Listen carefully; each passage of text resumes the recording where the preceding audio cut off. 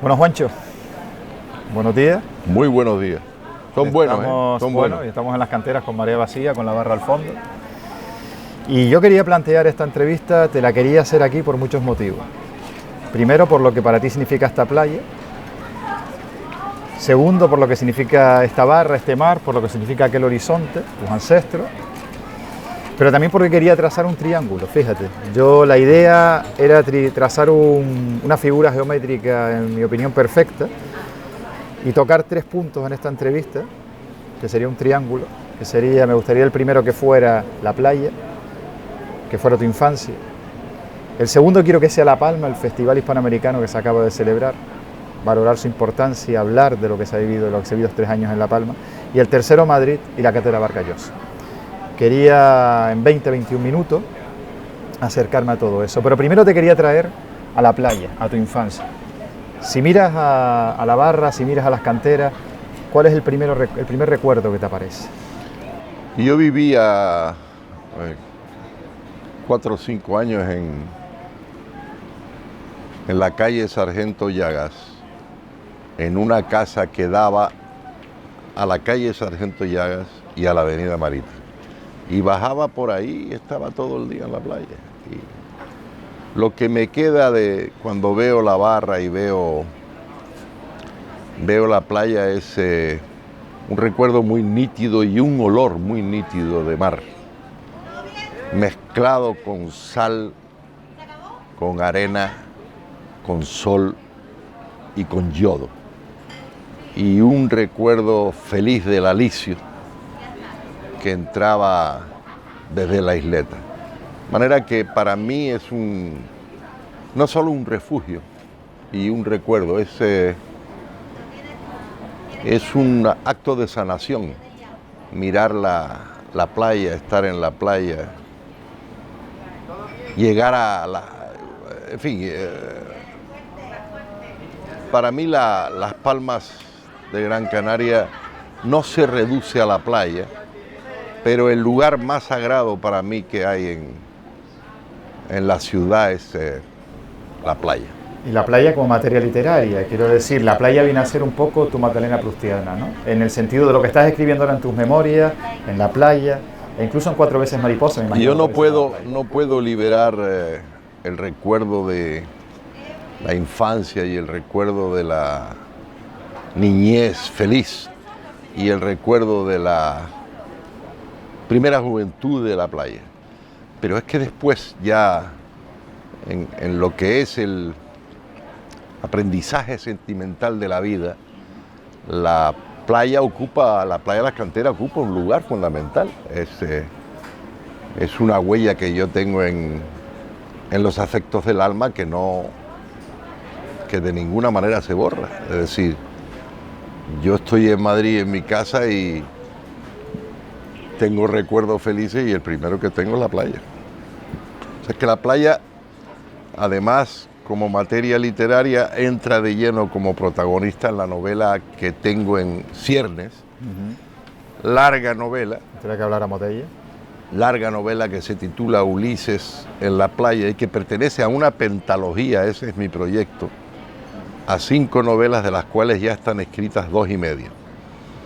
Espero que el Gadu, el gran arquitecto del universo, me dé vida, fuerza, energía para seguir escribiendo esa pentalogía que ahora forma parte prioritaria de mi existencia, prioritaria y fundamental, porque yo ya lo único que tengo que hacer es cuidarme, viajar de vez en cuando, no tanto como lo he hecho hasta ahora, y escribir. Escribir mucho porque tengo muchos proyectos. Cuando alguien tiene con esta edad unos proyectos tan vivos, uno es más joven. El problema es cuando uno se jubila de las cosas y deja de tener proyectos. Yo tengo amigos y enemigos, o digamos amigos y los demás, que se deprimen cuando pierden fuerza social, cuando pierden importancia protagonística en la sociedad en la que viven, en el fondo cuando pierden poder.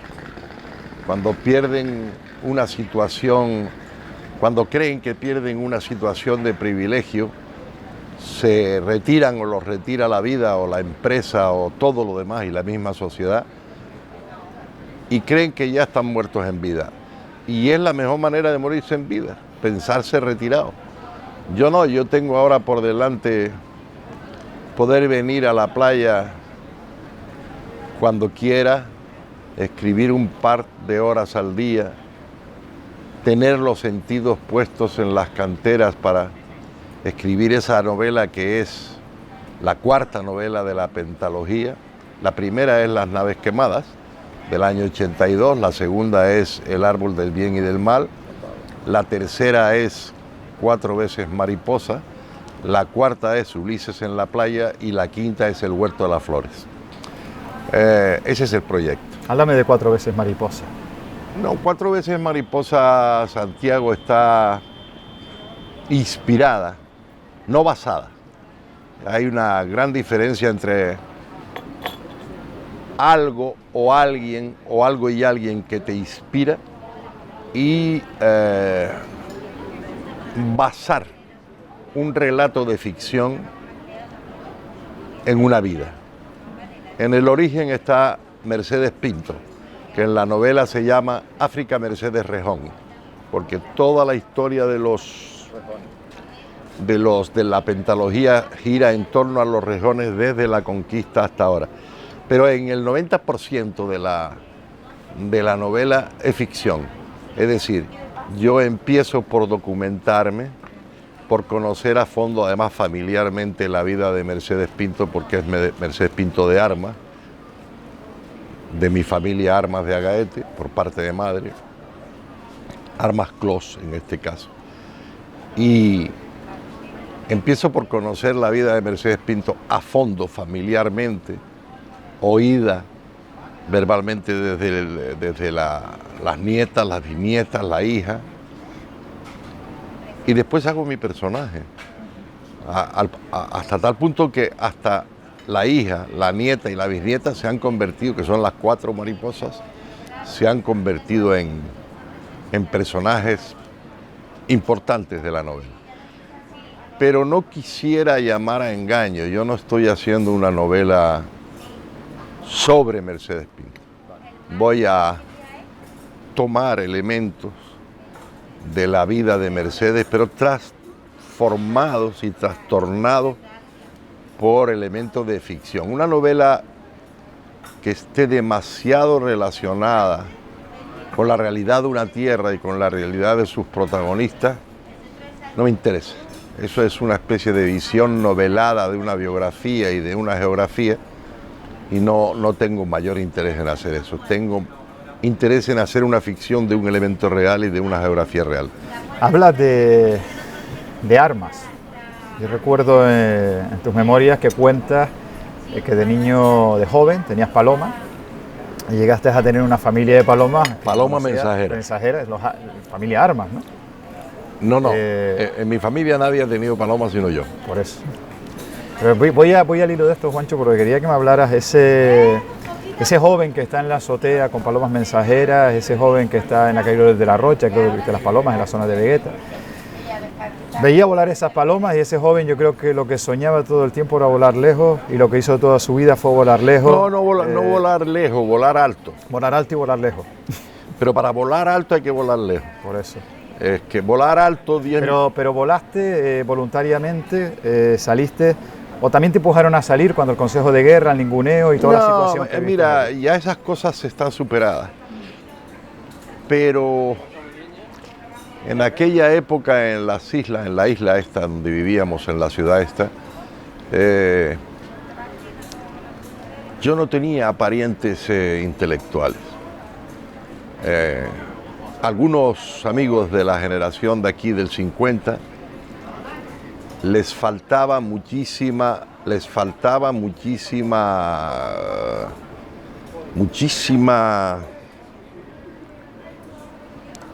sensibilidad.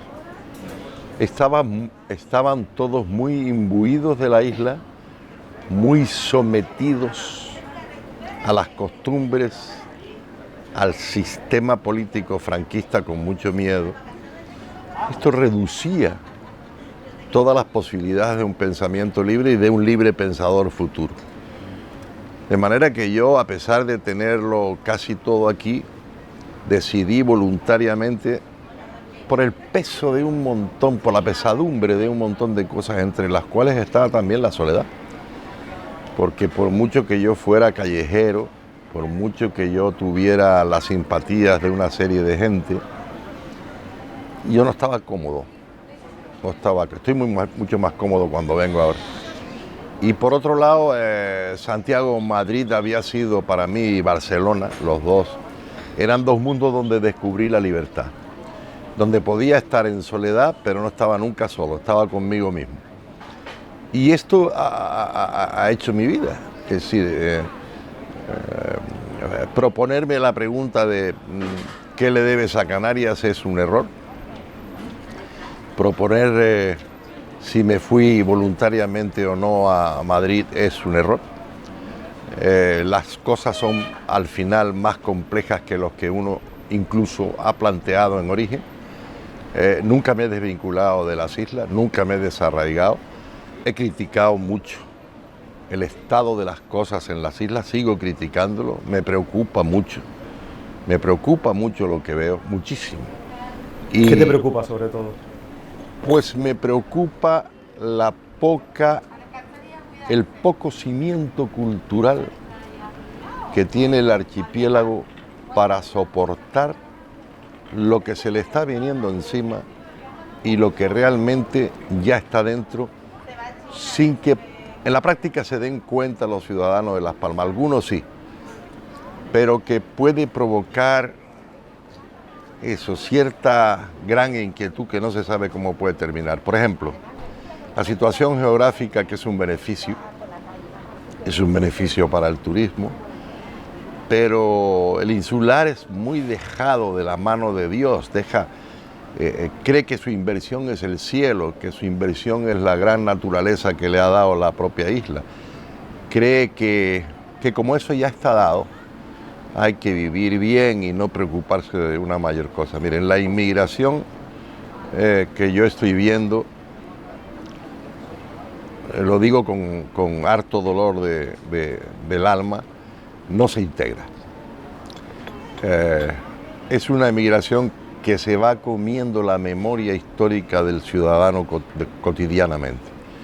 Uno va por ciertas geografías, se me podrá decir eso pasa en todos lados, pero aquí por una serie de circunstancias específicas, entre ellos la situación geográfica, y no me refiero ya al beneficio del clima, la vida fácil, no me refiero ya al elemento africano solamente, me refiero al elemento musulmán, árabe o no árabe de todos lados, y me refiero al elemento asiático.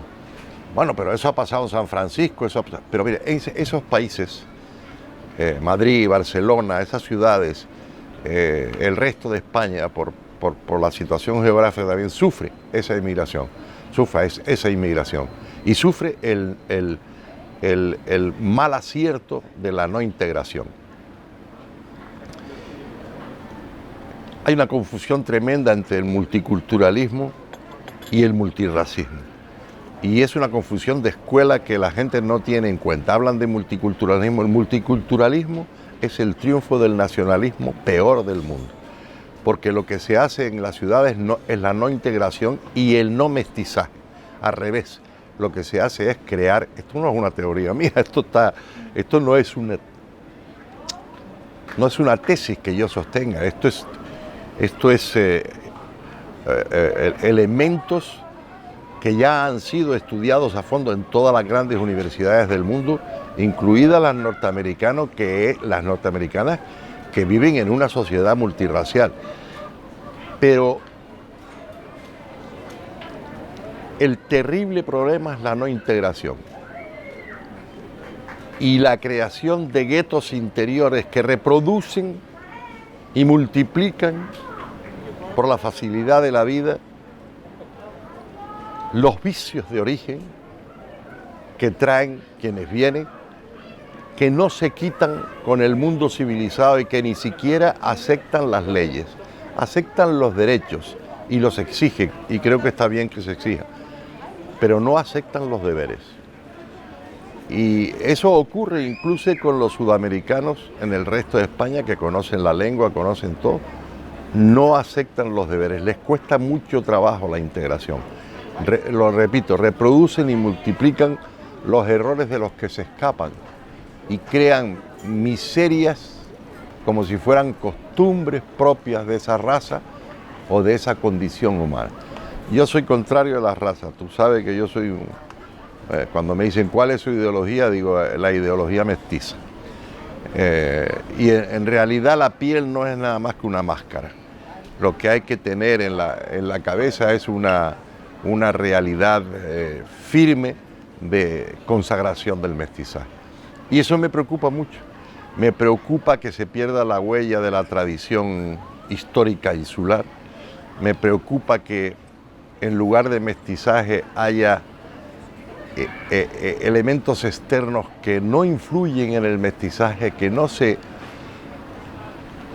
mezclan como en los años anteriores, los años de la hidalguía en Canarias, los siglos de la hidalguía, sino que forman guetos donde, lo repito por tercera vez, se multiplican y se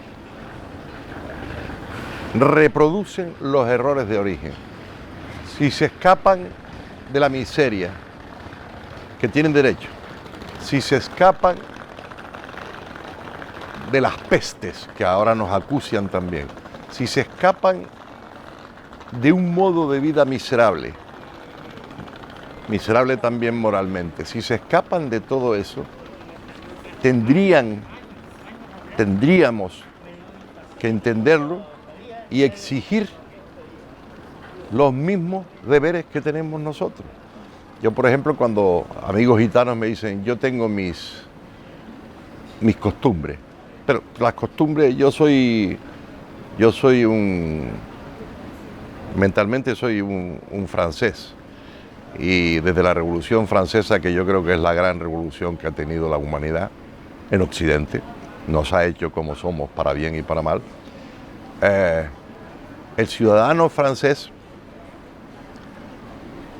se tiene que integrar. Han hecho mal en los últimos 25, 30 años, han hecho muy mal. Han hecho muy mal, sí, pero es la tierra de la libertad. Lo que ocurre es que los argelinos y los musulmanes han creado guetos de millones de personas en París y en otras ciudades de Francia, en Marsella, pero ¿qué han hecho? ¿Han tomado las costumbres de Francia y Occidente? No, han traído la suya, de las que vinieron huyendo. Porque esa es la contradicción de la inmigración.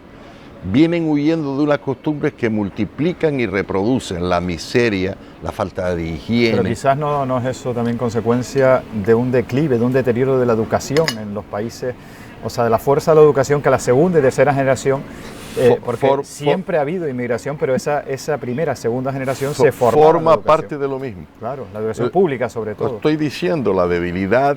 Claro, cultural y educacional. Del cimiento educacional y cultural, lo que viene es más fuerte, lo que viene en sus costumbres y en sus defectos es más fuerte que lo que... Por eso quizá la gran apuesta es la cultura y la educación.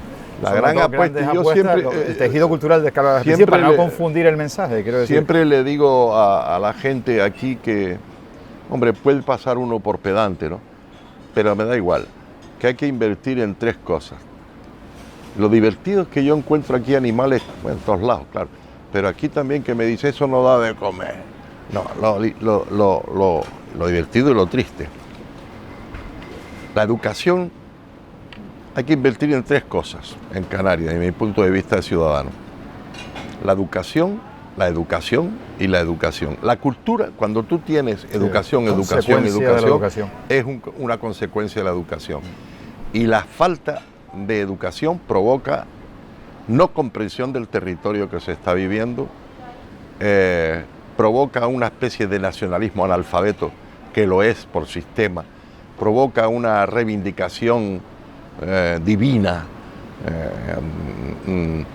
del lugar donde vives y del que eres, y al fin y al cabo provoca un egocentrismo y un movimiento centrípeto que hace que te olvides del resto del mundo y que te mires en el espejo de quienes más civilizados y cultos son.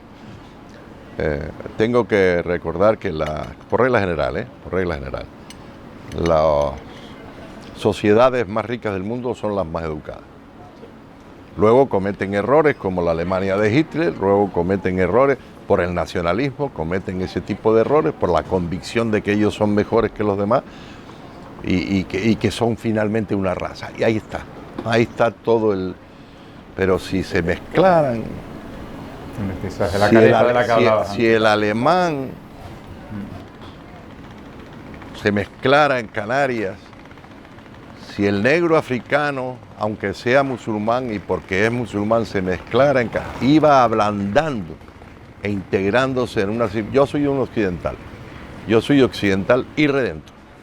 Creo que con todos sus grandes defectos y crímenes, el mundo occidental ha hecho muchas cosas por el bien de la humanidad en general, que ha hecho muchas mal, entre ellas el imperialismo. También critiquemos eso, si yo no digo que como occidental todo está muy bien, critiquemos eso, combatamos ese tipo de vicio que retrasa. Ahora estamos viviendo, Santiago, una existencia muy regresiva. Ya lo sé, la historia no avanza en línea recta, todo eso son estereotipos que ya no hay que repetir. Lo que hay que repetir una vez más es que hay que invertir en 3 cosas: educación, educación y educación. Yo te dije al principio que íbamos a hablar de un triángulo. Creo que el titular de esta entrevista sería el triángulo de educación, educación, educación. Creo que son la geometría perfecta con la educación tocando cada una de las aristas, ¿no? Pero me gustaría que no fuéramos, porque tenemos poco tiempo y digamos que vamos a ser bastante sintéticos. Me gustaría que tocáramos el Festival de La Palma y la Cátedra Vargas Llosa. Tu trayectoria en la Cátedra Vargas Llosa, acabas de salir ahora, vas a tener tu tiempo para escribir, vas a tener otra calidad de vida, pero un poco que me resumieras esa experiencia y esa vinculación de la cátedra con lo que ha supuesto las 3 ediciones, incluso ahora, con lo difícil que fue con la COVID del Festival Hispanoamericano de La Palma.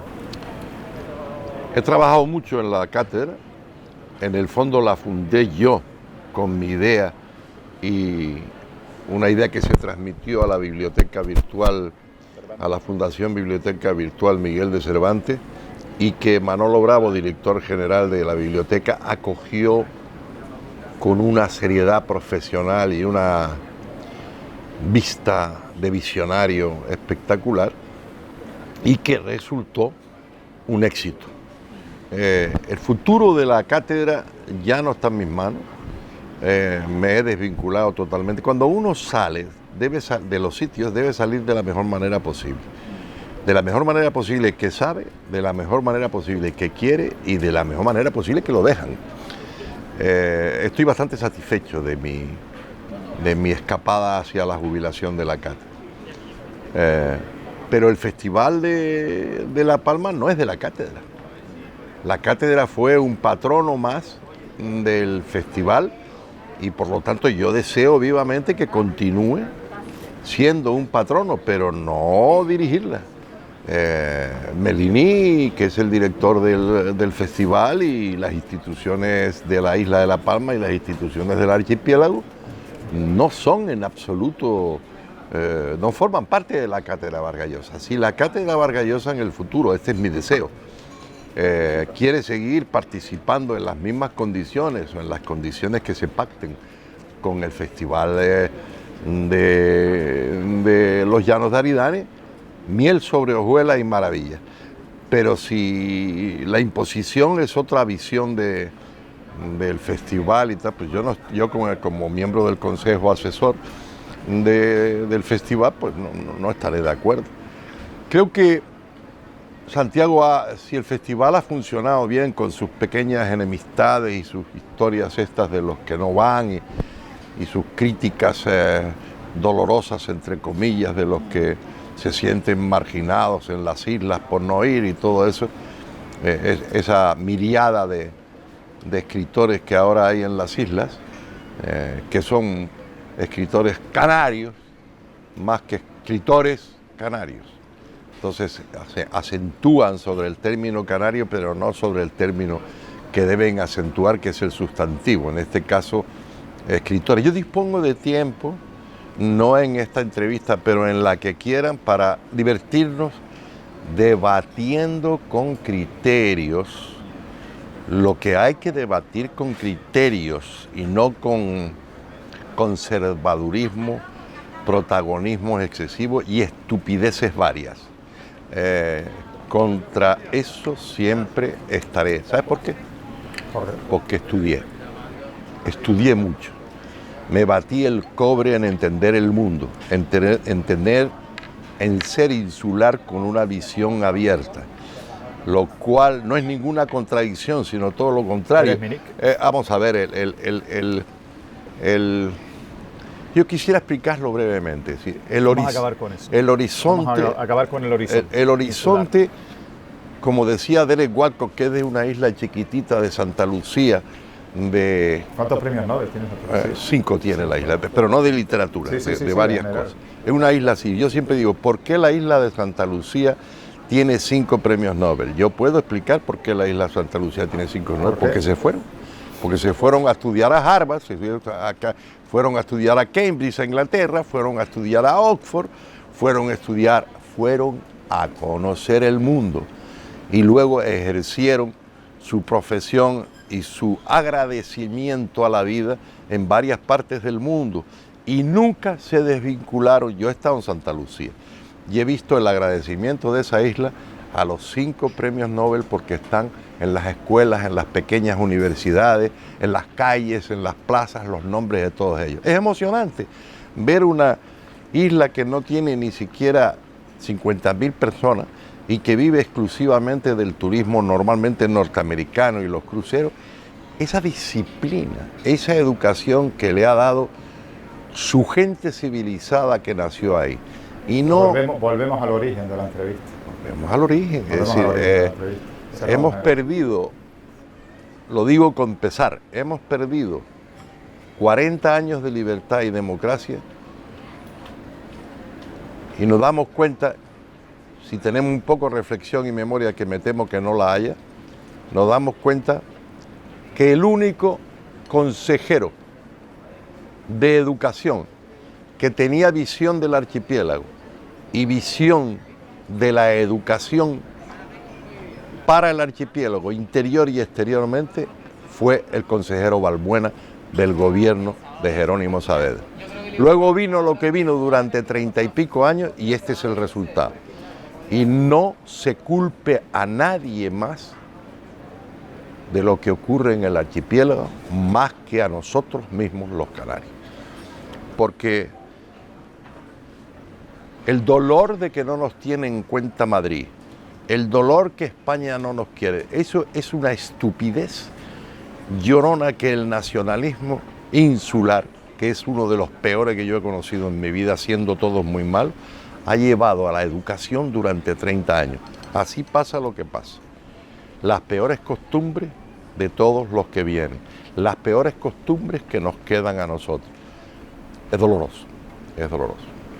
Juancho, te agradezco mucho. Estamos aquí creo que no lo dije al principio, Madre del Amor Hermoso. Nos ha facilitado poder tomarnos un café, charlar, mirando al mar, mirando al horizonte. Y yo no veo más horizonte, sería el titular de esta entrevista, que educación, educación, educación. Y bueno, y esperemos que ahora que estamos liberados, te escapes más a mirar a la barra y al horizonte, aunque sé que mira diariamente. Pero quisiera venir como un guiri, ¿eh? Vale. Quisiera venir sin molestar a nadie y, por supuesto, sin que me molesten. Vale. Un placer, muchas gracias. Gracias a ti.